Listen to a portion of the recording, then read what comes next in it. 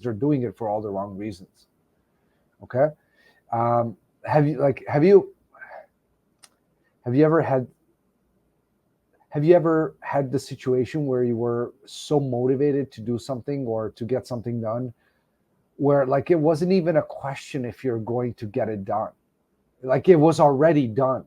It was, you just had to take the steps. Like you'll figure out the how and what the steps are and everything, but in your head, like it was done. There was no question about it. I know for me, one of them was when I decided that I want to make a bigger difference and I want to quit the corporate world and I want to have my own business and I want to be able to make significant difference within that.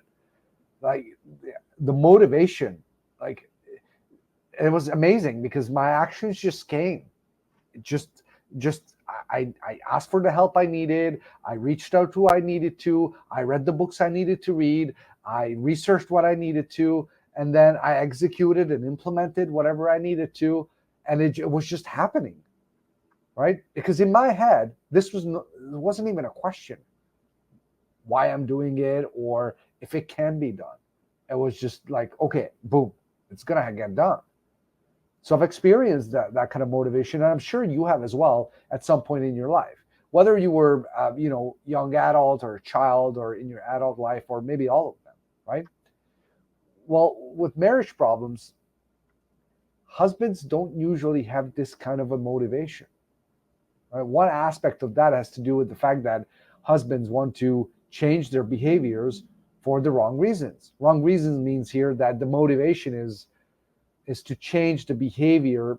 Like it's just not strong enough. The push to see it through, to go through a permanent change it's not strong enough, right? It means that when hiccups happen along the way, the weak motivation or the reason will not hold you actually on the path of consistency toward keeping the changed behavior. Right? Because you're probably wanting to change because you want your wife back.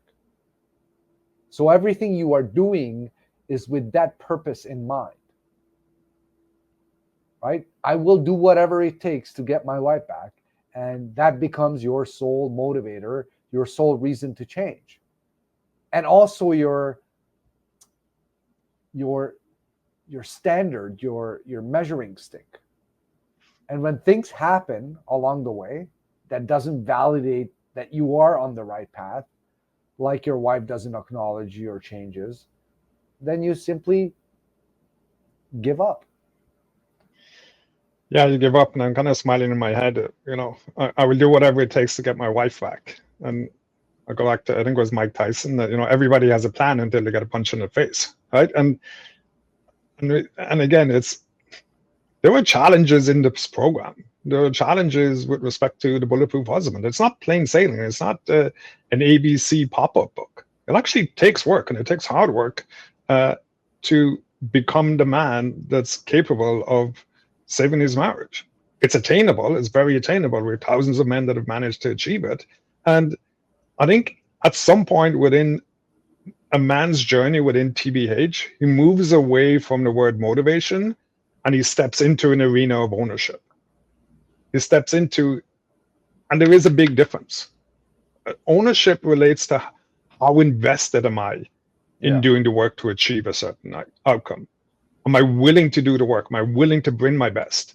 Am I willing to actually increase the level of my ability so that I'm consistently and continuously getting better and better and getting more able to be the man I've always wanted to be?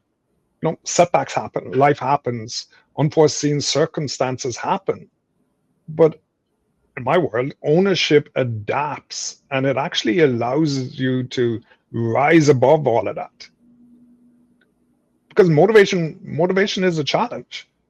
But as I said, there is a key point for every man within TBH where they move away from that motivation and step into, because they have the ability to step into ownership.